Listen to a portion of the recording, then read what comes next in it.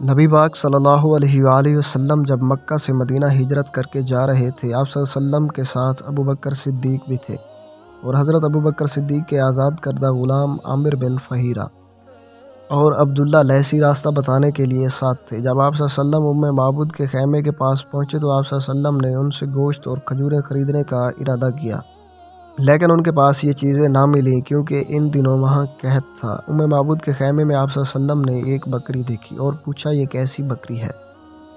انہوں نے کہا کہ یہ اتنی کمزور ہے کہ ریوڑ کے ساتھ چراگاہ تک بھی نہیں جا سکتی، اس لیے یہاں بندھی ہوئی ہے۔ آپ صلی اللہ علیہ وسلم نے فرمایا یہ کچھ دودھ بھی دیتی ہے؟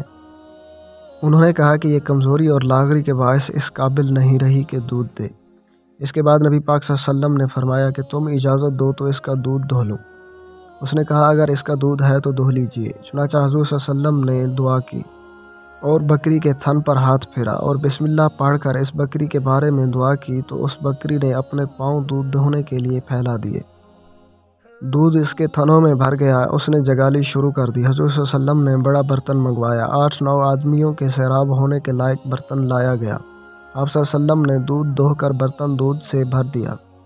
پھر آپ صلی اللہ علیہ وآلہ وسلم نے سب سے پہلے معبود کو خوب سیر ہو کر پلایا، پھر اپنے ساتھیوں کو پلایا، سب کے بعد آپ صلی اللہ علیہ وسلم نے پیا۔